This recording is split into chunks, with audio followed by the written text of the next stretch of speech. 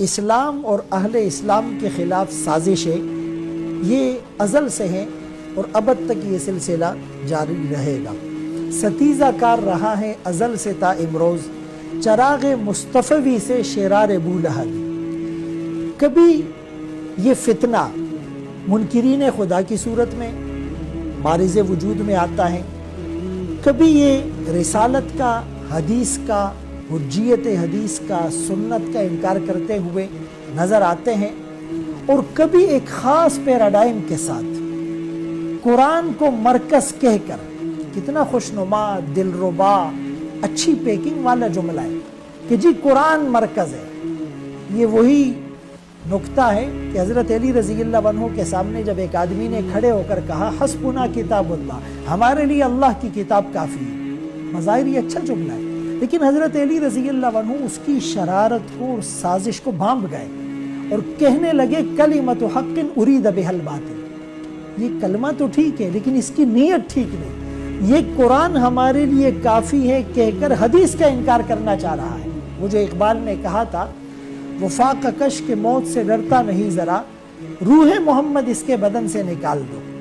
فکر عرب کو دے کے فرنگی تخیلات، اسلام کو حجاز و یمن سے نکال دو۔ تو ایک خاص طبقہ، ایک اسکالر یہ کہتے ہوئے نظر آتا ہے کہ جی قرآن مرکز ہے، قرآن کو مرکز کہہ کر نصوص اور قطعیات کا انکار ہو رہا ہے، قرآن کو مرکز کہہ کر نزول مہدی، نزول عیسیٰ اور دجال کے آنے کا انکار ہو رہا ہے، قرآن کو مرکز کہہ کر معراج کے واقعے کا انکار کیا جا رہا ہے، اس کو روحانی معراج کہتے ہیں، قرآن کو مرکز کہہ کر صرف 27 چیزوں کو سنت قرار دے کر باقی تمام سنتوں سے انحراف کیا جا رہا ہے، قرآن کو مرکز کہہ کر صحابہ اکرام کے جو آثار ہیں اس کا انکار کیا جا رہا ہے، قرآن کو مرکز کہہ کر اجماع امت ومن یشاقق الرسول من بعد ما تبین له الہدی ویتبع غیر سبیل المؤمنین، یہ سبیل المؤمنین اجماع امت ہے۔ امام شوکانی رحمۃ اللہ علیہ اور دیگر نے لکھا ہے کہ لا اعتبار بقول العوام لا وفاقا ولا خلافا، کہ عوام کی بات کا اعتبار نہیں ہوگا نہ کسی بات پر متفق ہونے میں نہ اختلاف کرنے میں،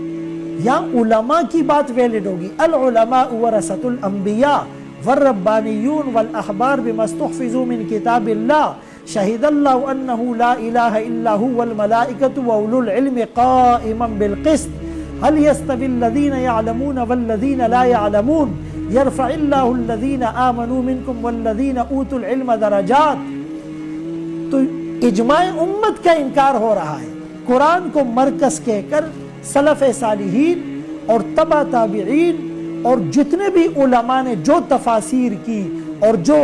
احادیث انہوں نے امت کے سامنے رکھی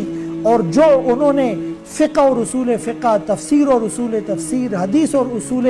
حدیث اور علم کلام اور علم بیان اور علم معانی پر جو بھی استدلال اور استنباط اور قیاسات کیے ہیں، ان تمام کا یکسر سے انکار کر دینا جی قرآن مرکز ہے، یعنی ہم وہی مانیں گے کہ جو قرآن میں ہوگا۔ اور اس سے زیادہ خطرے کی گھنٹی یہ ہے کہ قرآن کی بھی وہی تشریح ان کے ہاں معتبر ہیں جو ان کی عقل میں آئے، جو ان کے نزدیک ویلڈ ہو۔ اسی لیے تو آپ کو بار بار یہ کہتے ہوئے نظر آئیں گے کہ میرا ذوق یہ کہتا ہے قرآن کی آیت کی تفسیر میں، میرا فہم، میرا تجزیہ، میرا استدلال، میری آبزرویشن، میرا decisive opinion according to my school of thought, میری رائے، یعنی اپنی ہی بات کو مسلط کر دینا اور تمام مفسرین اور تمام محدثین اور تمام فقہاء اور تمام حکماء اور تمام علماء اور تمام تابعین اور تبع تابعین اور تمام اکابرین امت اور تمام اسلاف 14 صدیوں سے جو بھی ان کی تشریحات اور توضیحات اور ان کے دلائل ہیں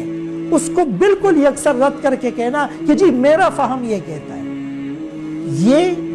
ان لوگوں سے زیادہ خطرناک بات ہے جو بالکلیہ اللہ کے وجود کا انکار کرتے ہیں، چونکہ یہ تو ایک نئے انداز کے ساتھ ایک نئے پیرائے میں